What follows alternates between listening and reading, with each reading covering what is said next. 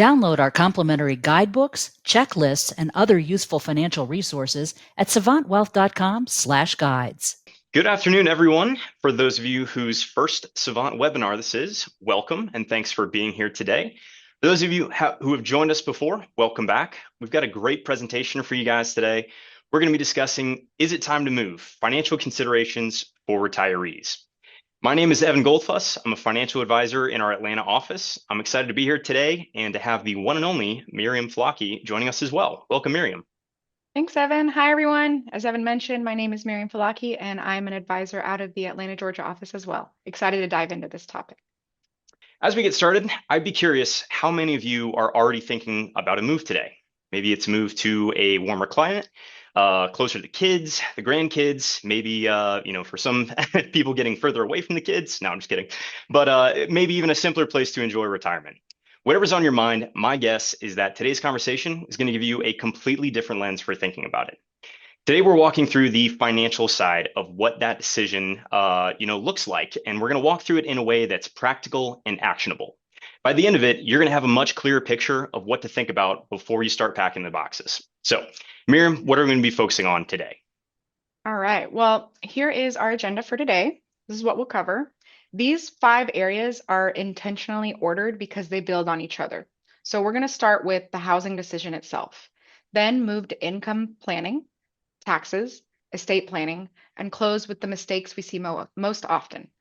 Think of this as a checklist for your own situation. Take notes. The things that feel most relevant to you are probably the things that you should continue the conversation and talk about. So let's jump into section 1. Evan? Absolutely. So relocating is a financial event. A financial event. I love this framing because it captures something that most people don't instinctively think about. When a retiree says, we're thinking about moving to Florida, my first instinct isn't to ask, well, what neighborhood are you going to? It's to ask, what does your plan look like, both before and after that move? A move in retirement isn't just a lifestyle event. It triggers really a chain reaction across your entire financial picture. So let's jump into what the average retiree is not thinking about when it comes to that big move. So the first thing is addressing how many layers of your financial life are actually impacted by a move. In a way, moving in retirement can feel like pulling on a loose thread in a sweater. Might feel like one small tug, right? Maybe a home sale, being in a new state. Might feel like a small impact, like changing your address, your license, canceling your internet provider. We've all been there. Shout out to anybody that's had to deal with Xfinity in the past. But suddenly you realize everything was connected, right? The bigger challenges lie underneath the surface. Identifying what changes impact your financial life, like your investments, your cash flow, your taxes, your estate documents, and potentially all of it all at the same time. Now, that's not a reason not to pull the thread, but I do think it is a reason to know where that thread leads before you pull it and you start tugging harder. So these decisions are all connected. A home sale can create a tax event. A tax event can impact your Medicare premiums. Those costs can then in turn impact your cash flow, your portfolio composition. All this can affect, in turn your estate plan after that. It goes on and on. It's all connected. So the important thing is to see the full picture. These decisions can feel separate, but they're absolutely not. That's why we always say it's important to discuss these things with your team, with your advisor, your CPA, your attorney, to help you see that the impacts, are there and help you see around those corners. So let's focus on the biggest financial question here, which is, how does this move actually impact my assets? How do I navigate the transition from my existing home equity and my portfolio? How does that look, before and after? As an advisor, my favorite phrase is always, it depends. I say it probably more than anything else in my vocabulary. Everyone's situation is going to look a little bit different here. And depending on your goals, your needs, your strategy can warrant, a different approach and a different take. If you're downsizing, you might generate more liquidity than you actually expected, which sounds like a great problem. But it still needs a plan. Where does that excess capital even go? What does that do to your overall asset allocation, and how should that be invested? Okay. If you're upsizing or moving to, a more expensive market, you might actually be reducing your liquid reserves, which has consequences for how you fund retirement income after your move.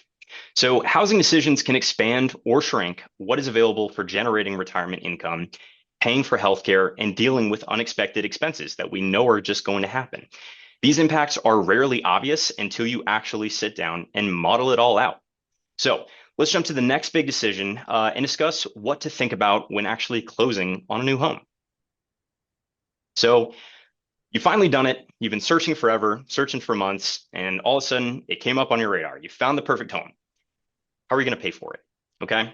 So conventional wisdom and kind of the old adages of financial and retirement planning says pay cash if you can. Try to be debt free in retirement. These are really common phrases and common thoughts, that we've all heard and experienced throughout our lives. But it's not always necessarily the right answer, especially in retirement when your portfolio is funding your living expenses. Today, things like interest rates and costs of debt really, really do matter. If your portfolio, in some instances, can earn more than what you're paying in mortgage interest, on an after-tax basis, the math might favor you financing. Paying all cash can also concentrate your wealth in an illiquid asset, right when liquidity matters most. So paying all cash for a home in retirement, it's kind of like sitting at the poker table and going all in. Feels kind of cool when you do it, right?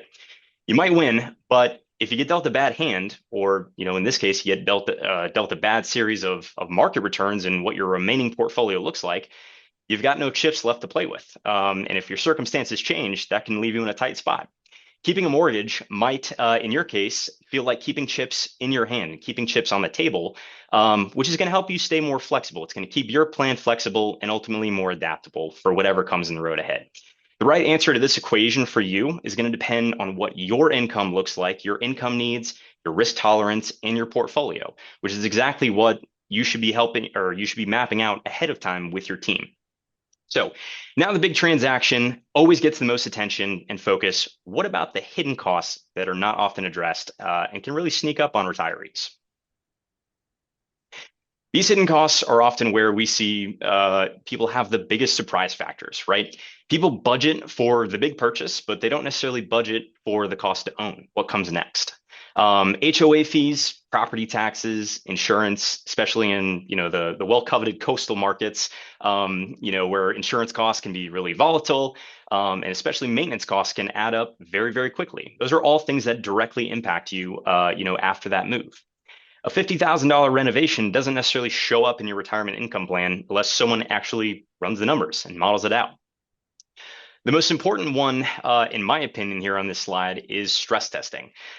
Stress testing what those costs could actually, in reality, look like, right? So stress testing, what does that mean? Stress testing means what happens, to your plan if those costs actually run about 20% higher than you originally expected or anticipated, right? It happens all the time. How many times have you heard this story? I'm going to go ahead and pick on my parents here. If they're listening, I apologize. I'm sure I'll hear it later. But, how many times have we heard this story when you're, doing the kitchen renovation here? Say your budget is $40,000, but along the way, those cabinets are nicer. That top looks a lot better over here. We've got to have the fridge that orders the food all by itself. Of course you do. Suddenly that budget of 40,000 is completely blown. And now you're at 70,000 all in. Okay. That happens all the time, and we have to face, reality and be practical with our planning and our approaches. Expenses come in higher than expected all the time. It's important to not only factor in all of these hidden costs and see what happens to your plan if they come in even higher than expected, to be sure that your plan can handle kind of whatever comes your way and not be blindsided by anything. So as we're talking about the all-in costs and potentially higher long-term spending, let's take a look at the important impact of how these moves can affect our asset allocation and our investment decisions. So your investment portfolio, which is a big piece here, should never be an afterthought when you make a major property transaction. A large distribution to fund a down payment or after a home sale can fundamentally shift your asset allocation without you even realizing it. If you pull from bonds to fund a purchase, your portfolio is suddenly more equity heavy or stock heavy than it should be. That math matters because the remaining portfolio needs to be invested properly to support your retirement and your other spending and your goals. So like step one is understanding your portfolio composition today to help you identify how you should ideally be funding your move. Step two is ensuring your portfolio post-transaction is set up in a way to support you as efficiently as possible and throughout any market that we can experience. We never know what market returns we're going to get year to year and how volatile that experience is going to be. So we always model the portfolio both before and after a transaction. The move should serve your plan, not disrupt it, okay? So that's the 30,000-foot view on the housing picture. Once you've made the move, the next big question is, where does your income come from? Miriam, why don't you take it away? Thanks, Evan. Yeah, so really, once the housing decision is clear, the next question becomes how will retirement spending be funded over time? And I just want to share a quick example before we dive in. So I have a couple we'll call John and Lisa. They retired in their early 60s with about 2.5 million saved and their home paid off. Like many retirees, they decided to move, warmer weather, lower taxes, and a simpler life. But within the first year, they started to feel uneasy, not because they were running out of money, but because their cash flow felt tighter than expected. The issue wasn't the move itself, it was that they had used a large portion of their liquid assets to buy the new home, like Evan's poker chip table example, and they hadn't fully mapped out how their income was going to work after the move. So once they restructured their plan, coordinating Social Security, withdrawals, and taxes, they went from asking, did we make a mistake, to now we understand how this fits into our plan. And that's really the key here. Moving in retirement isn't just a housing decision, it's a cash flow decision. So in this next section, it's about sequencing. It's not just about how much you have, it's about which buckets you draw from and in what order. So, the first principle is we start with what's predictable and not market dependent, your guaranteed income floor. For most retirees, that means Social Security. For some that retired early, that could be a pension, rental income, some other sources, but these are your baseline. You build everything else on top of that foundation. Once you know what guaranteed income covers, you identify the gap. And that gap is what you fund from your portfolio. Required minimum distributions add a wrinkle after age 73. They can actually force more taxable income than you wanted, which is its own planning challenge. So, again, we want to start by building the foundation. I think of retirement income like building a house. You start with the foundation, Social Security, pension, before you ever think about the walls. If the foundation is wrong, nothing built on top of it is stable. And the foundation needs to be in place before you ever touch the portfolio. So, again, retirement income should be layered and coordinated rather than withdrawn from a single bucket. This sequencing helps preserve portfolio longevity. So, on this next slide here, there's a lot going on, but this is one of my favorite slides when it comes to financial planning that we do for our clients. That's because it encapsulates all of the pieces of planning that we do in a visual manner that you can easily follow along with. So this slide is looking at how much do we have in the way of total income, and it's looking at it from today moving forward throughout retirement until what we call end of the plan or end of life. We have an orange line that represents the amount that is being spent each year. So in this graph, we're just showing a simple $100,000 a year need that's growing with inflation. But as you follow the line, you're going about in retirement and it pops up a little bit, then it stabilizes, pops back up again and again. Those big bumps symbolize different goals. It may be a car purchase, a home renovation, an international trip, or maybe every 5 years you take the family on a big trip to come see you since you moved away. So how do we budget for these items? These are not linear, since the orange line is on an upwards trajectory with inflation and various miscellaneous expenses over time. The first handful of years here, that is that short-term income that's illustrated in the orange bars. That could be a number of different resources, like I mentioned before. You could also have some stock options that are paying out. You decide to work part-time. Maybe you moved, kept your primary residence for a little bit and are renting it before you decide to sell, getting some rental income. And then we move on to the light blue bars, which represents the withdrawals from your portfolio, because there's a gap from when we are going to start claiming Social Security in this example. The dark blue color illustrates when the Social Security income kicks in. The green color is referring to your required minimum distributions, when you will be forced to take money out of your pre-tax accounts like IRAs and 401ks, which eventually that becomes higher in this example than what this fictitious couple needs to live off of.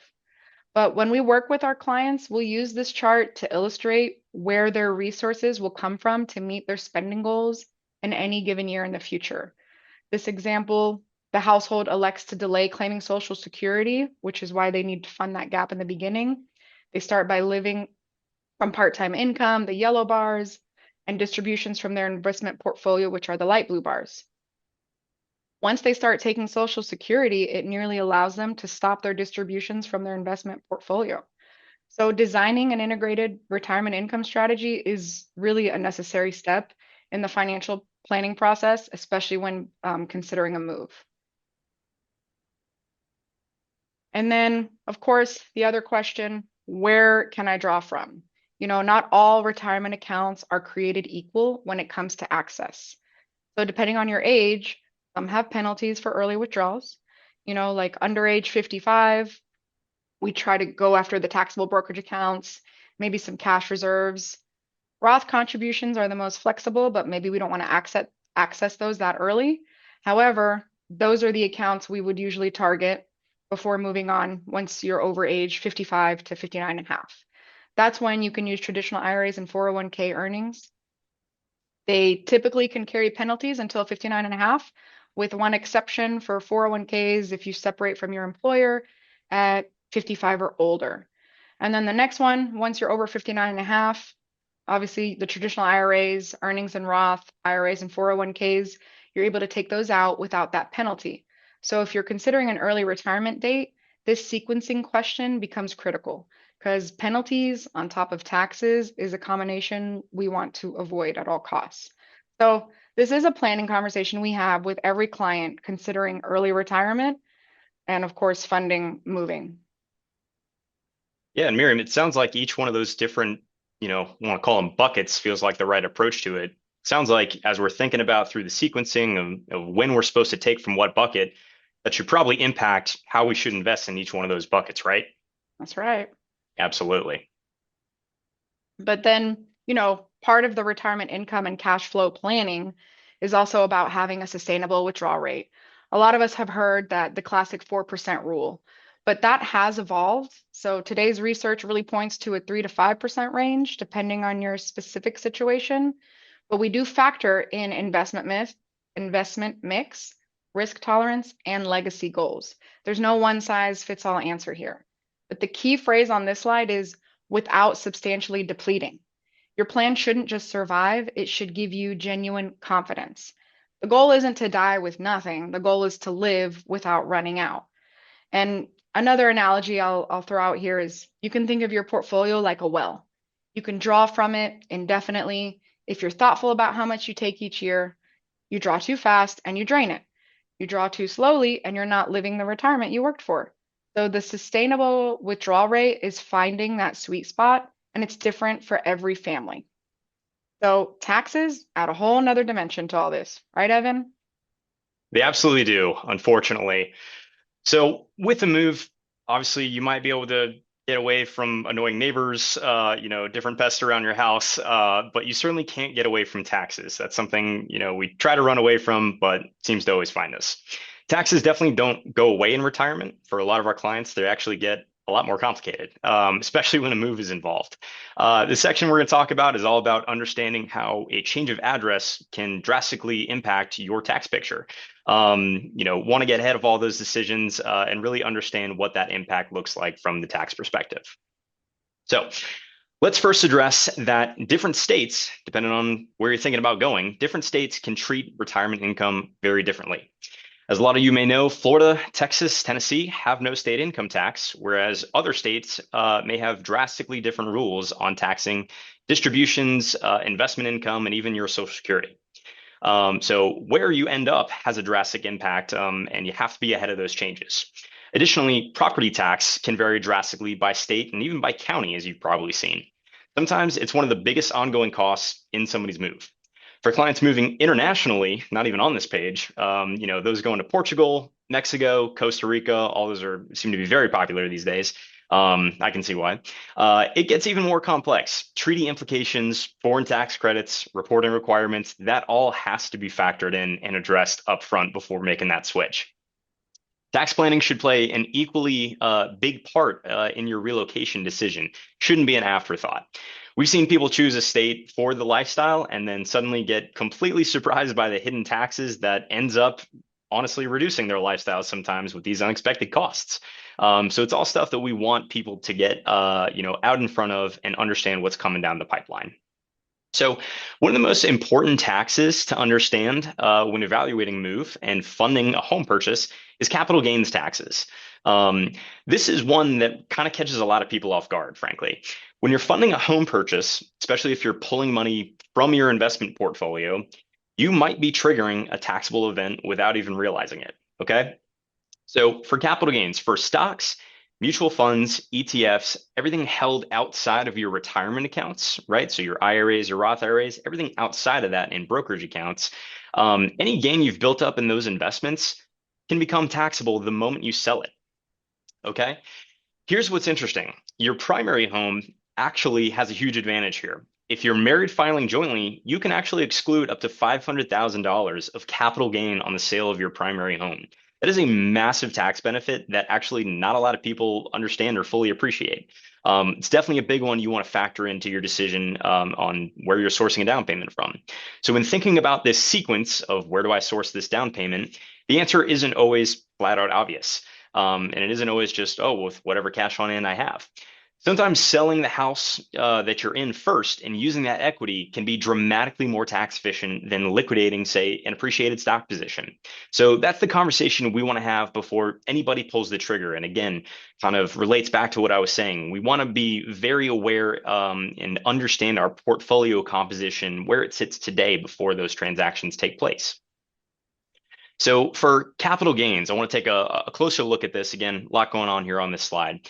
But yeah, some of you may be sitting on, as I had said, a large concentrated stock position, maybe from a long career at one company or a business that you've built.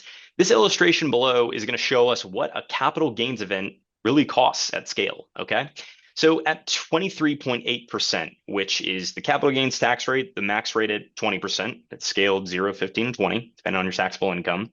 At 23.8%, which is that max 20% rate plus net investment income surtax, you're giving up nearly a quarter of that position immediately when you sell it. And the cost doesn't necessarily just go into what you pay today. It's compounding, what you lose on that capital going forward. That's no longer invested and working for you. So as we're talking about sourcing and potentially selling appreciated stock versus taking equity and all those decisions, sometimes the best approach can actually be a hybrid approach, okay? For example, if you need liquidity for a down payment and you don't want to sell that position and take a full tax hit, there's options on the table. Pledged asset lines, margin loans, bridge financing are all things that you should be evaluating in your position and have in your back pocket. You may be able to borrow against your portfolio, close on a house that comes up. As we know, speed and everything, and timing is everything in this market. So you may be able to borrow against your portfolio, close on the house, and then pay off, that margin or bridge loan when your primary home sells. That can help you avoid a major taxable gain and keep your investment position intact and growing. So the point here is before you sell anything, you want to understand what it's going to cost you, not just today in this tax year, but in the long term. That's the kind of planning that actually moves the needle for us.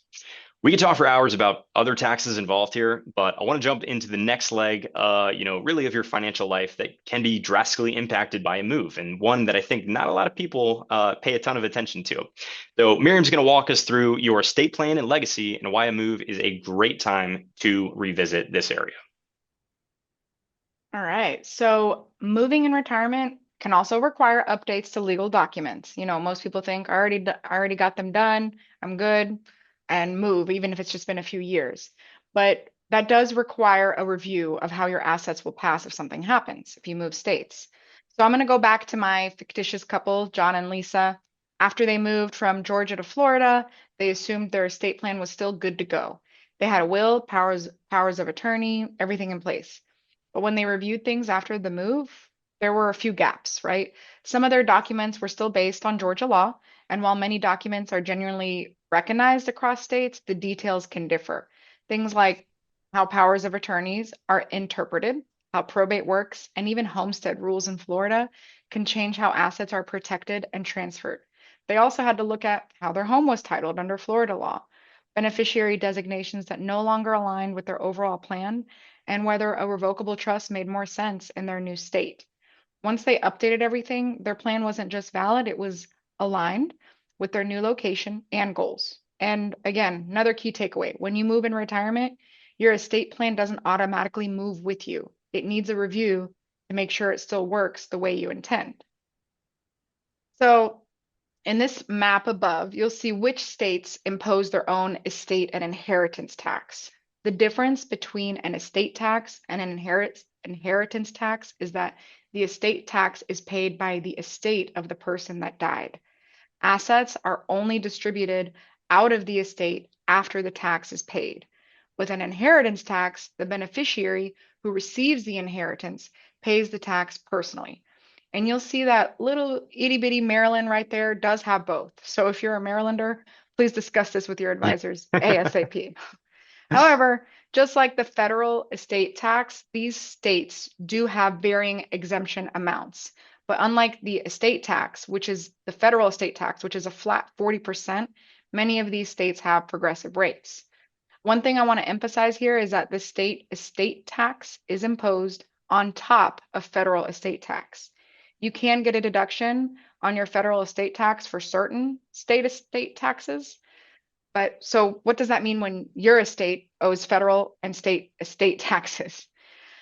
It just becomes a little more complicated, and why you want to make sure to do the right planning before you move or after you move states. So over here, I'm going to cover kind of the main pertinent documents. There are 3 to 6 main documents that every client will have. Here, I'm just going to cover these 4 basic ones, but the basic concepts are the document that names a financial power of attorney. If you are having severe mental decline, who is going to manage your accounts? Who is going to pay bills and taxes and take care of everything? The other document, similar idea. If you're in the hospital, who is making healthcare decisions? Who is deciding what course of medical treatment you will receive? That's your power of attorney for healthcare, which you may also hear sometimes referred to as the advance directive for healthcare. And lastly, you've got your last will and testament, possibly a revocable trust. These documents answer 2 practical questions. Who can act for me, and how should my assets be handled?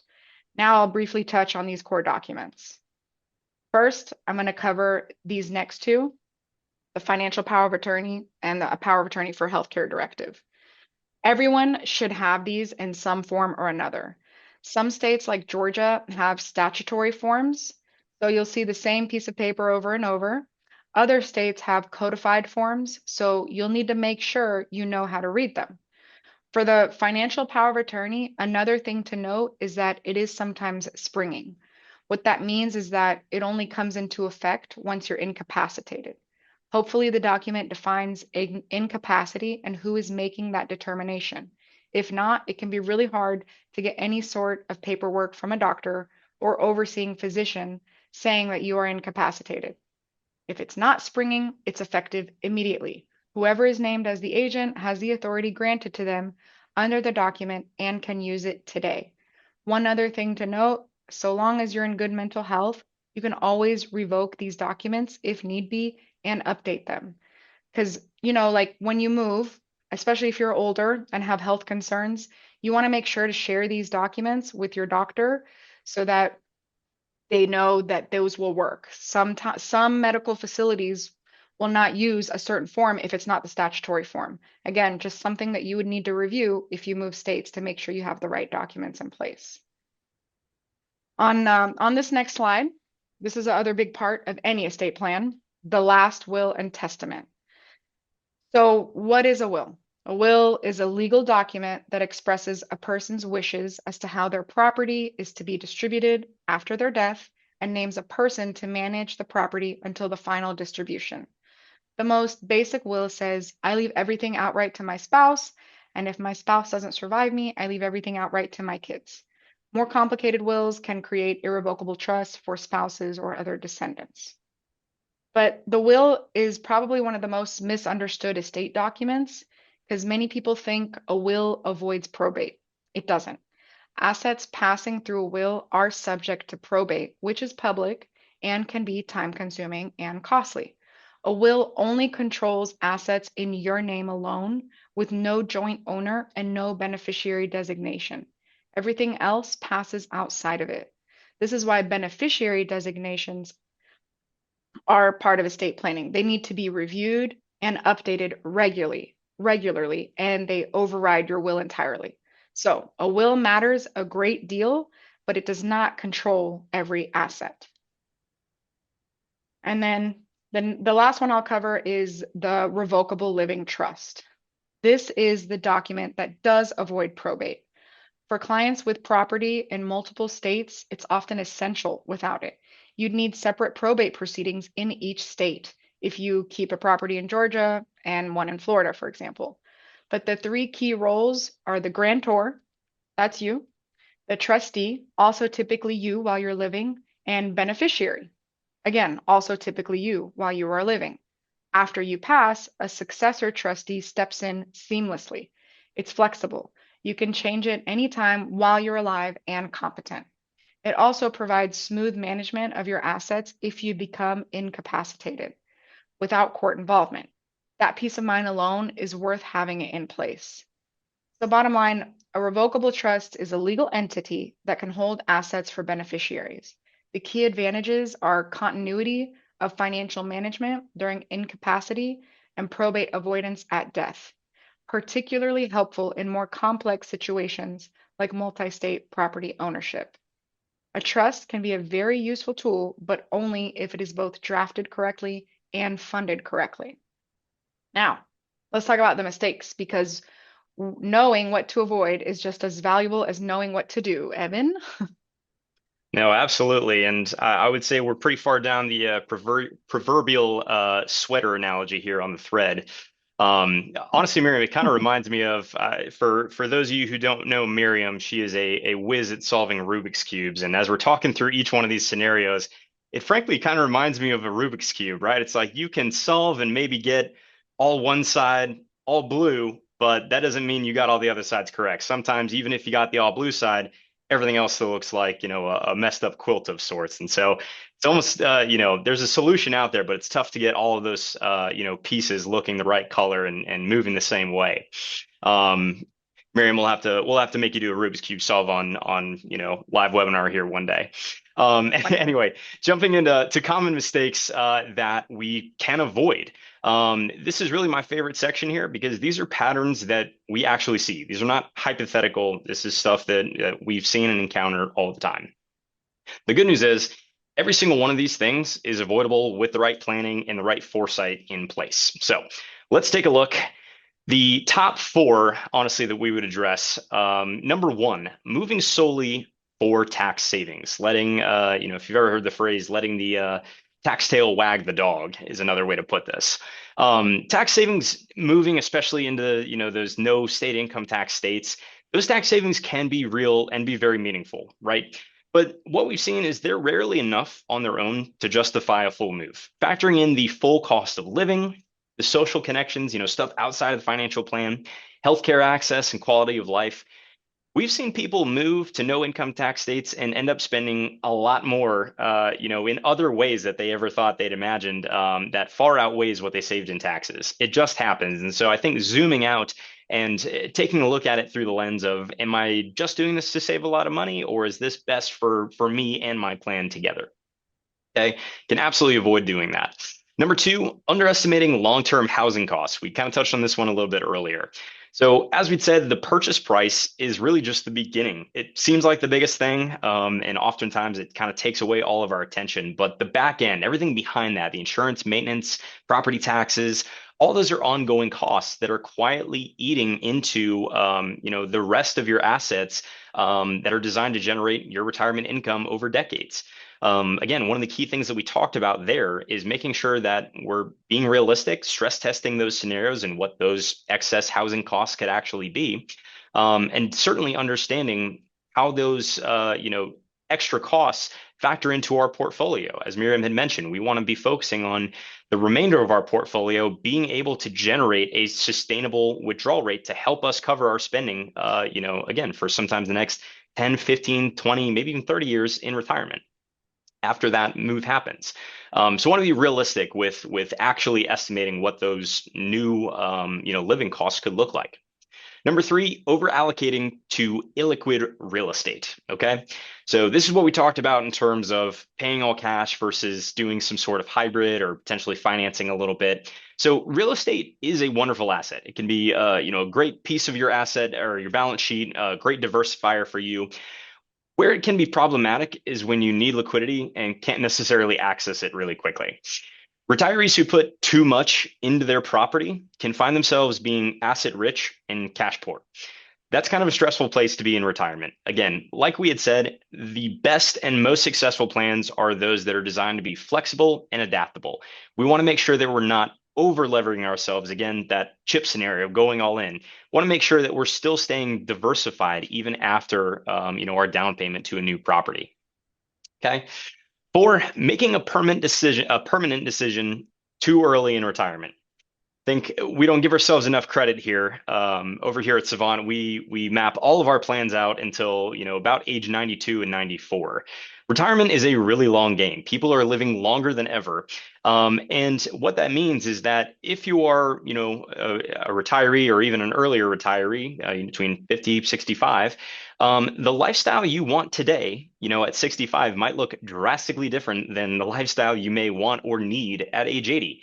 So we want people to think carefully before making a move that's hard to reverse in some cases.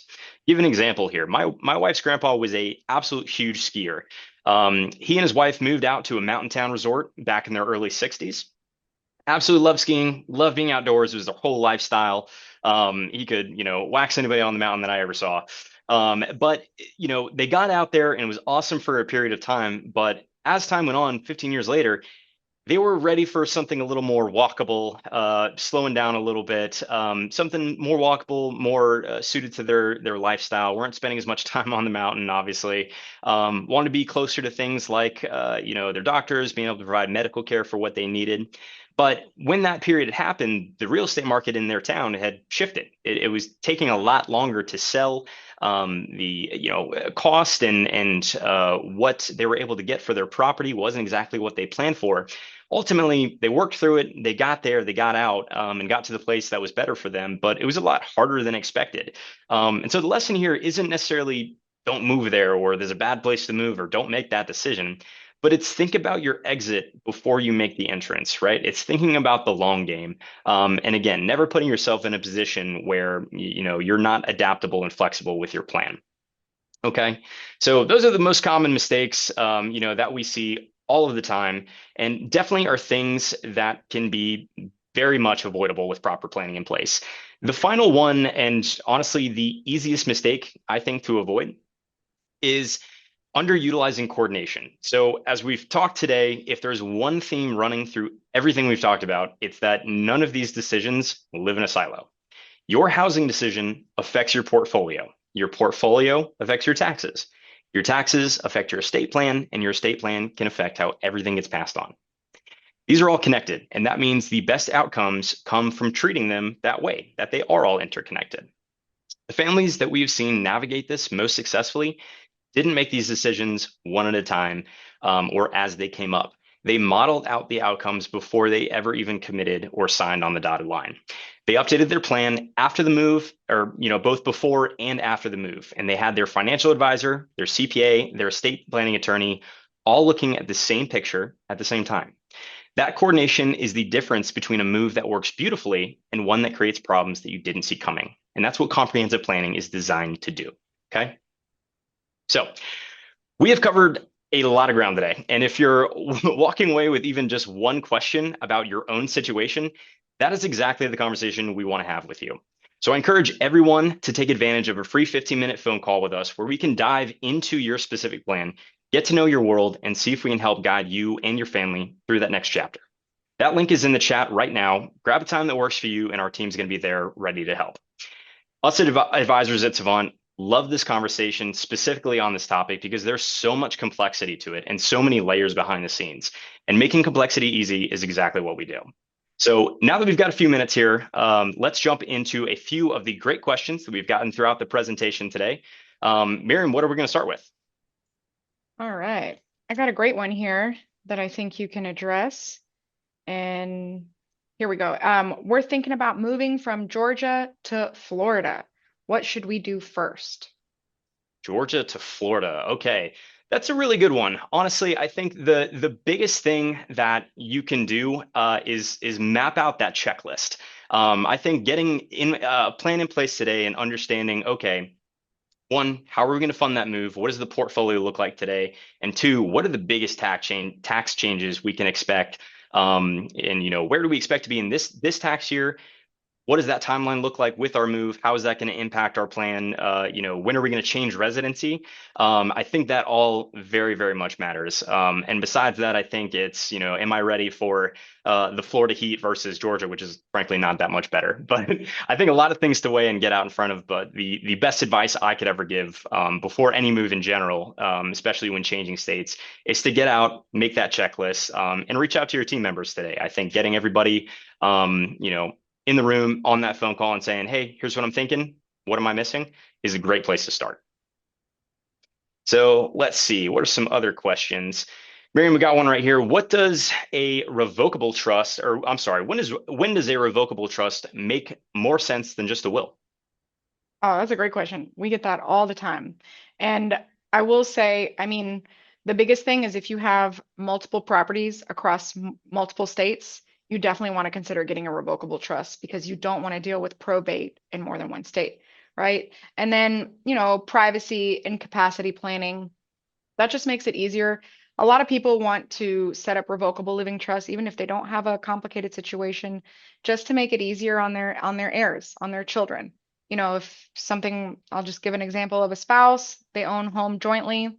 If something happens to both of them, the home usually will be passed via the will and go through the probate process. If it's in the name of a revocable trust, that is automatically assigned to whoever the beneficiary is. In this example, I'll just say they have one child, and that would automatically go into their name, giving them the opportunity to avoid probate and going ahead and selling as or keeping it or whatever they need to do.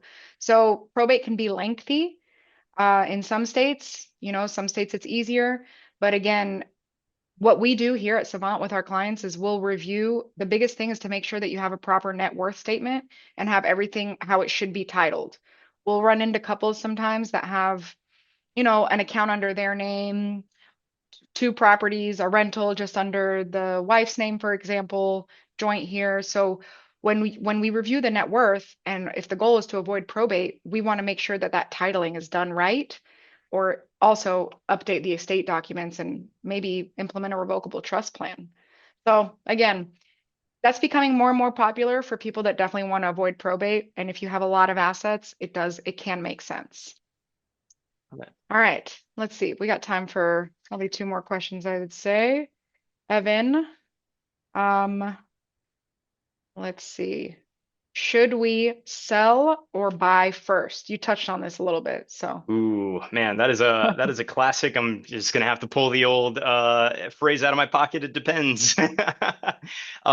Selling or buying first absolutely does depend on a number of different things. Obviously, as we had said before, timing is such a big thing with real estate. If we're in certain markets and we want to be able to move quickly, and maybe that means not being able to depend on selling your current home as quickly as you want to be able to get that down payment down. Those are sometimes very tight timelines.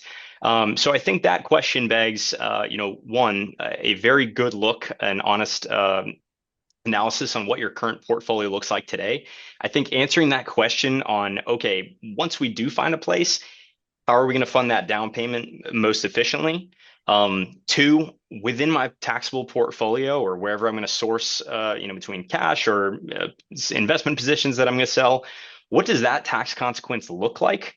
What does that overall balance look like with my ability to maybe take out a short-term, margin loan or pledged asset line against that to kind of allow me to do some bridge funding until my other home sells? And then obviously, what does my current home equity look like in my house?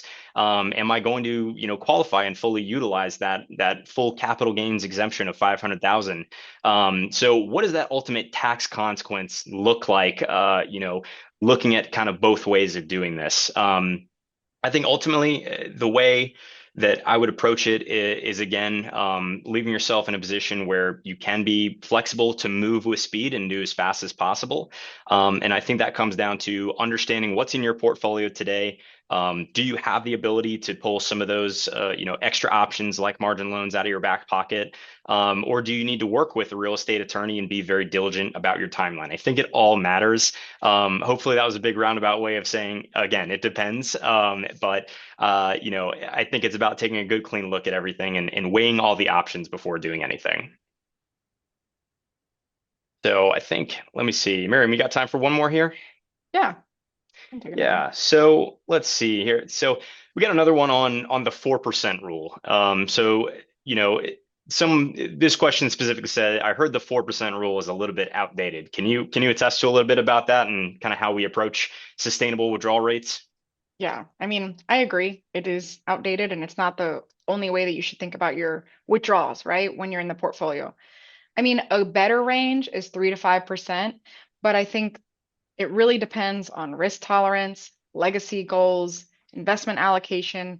All of that really factors in to making sure that you have a planning conversation. Because if sometimes you might have to withdraw a lot more if you're in that gap from that graph I was showing earlier before Social Security kicks in. After some other short-term income, you might have to 6 or 7% withdrawal rate and then go down to 2 to 3, or in the example I showed, they didn't even need portfolio withdrawals. So it really, again, will be based on different income sources, goals, risk tolerance, etc. So I think that's all we have time. We have some other really great questions in the chat, and if we didn't get to yours today, please go ahead and put that in there. I did want to say that, Evan, I think my favorite line of our presentation today was what you said about think about your exit before you make your entrance. I do And like that one as I well. really liked it. I thought it was a good one to take away from here, guys. No, I Um, appreciate it. And yeah, I think if, as we had said before, I think the biggest takeaway here is have a plan in place. And honestly, I'll say my other old adage, Miriam, I know you've heard me say this one 1,000 times, but as we're talking about big financial decisions and changes, and looking at the long-term effects, I think it's important to just remember the one rule, which we absolutely live by in retirement planning, financial planning, and investing. And it's that little changes can add up to drastic differences over time. Even these small decisions that we're looking at making today, being a little more tax efficient here, sourcing from this part of our portfolio over here, making, this foresight or change or getting a trust in place for our estate plan. All these little decisions can compound over time. I always use a really great example for anybody that out there is a pilot or is familiar with the aviation industry. I use this example a lot. It's called the 1 in 60 rule. And what it reminds us is, or really what it states, is that for every, when dealing with planes, for every 1 degree off a plane's initial heading is, when it travels 60 miles, over 60 miles traveled at that 1 degree off, it's now 1 mile away from where its intended destination was. Okay. So even just a 1 degree turn as we, travel on this flight plan of life, right? 60 miles is not that long. If we're flying around the world, we can end up in a drastically different spot because of one small decision today. So it's important to kind of remember that. I, use it every day. We keep it close to home here at Savant. But just remember, the small changes can really add up over time, and it's really important to get out in front of this, and take a good hard look at your plan today. So, all right, we've covered a lot of great info. I'm going to go ahead and have to cap it there for today. But thank you to everyone for coming out today. Again, spending some time with us. I hope everybody thought that the session, was helpful. If at any time you're looking for more information, about Savant, about what we do, feel free to check out our website at savantwealth.com to learn more about us, or definitely get one of those 15-minute phone calls scheduled. We'd love to meet you guys and have our team help and dive into your situation. So thanks again, everybody. I hope you all have a great rest of the day. I hope wherever you end up, wherever you might move to, is a great decision for you. If anybody on the call ends up moving down to the Atlanta area, definitely stop by, come see us. We'd love to meet you. So thanks again, everybody. Hope you have a good rest of the day. Bye, everyone.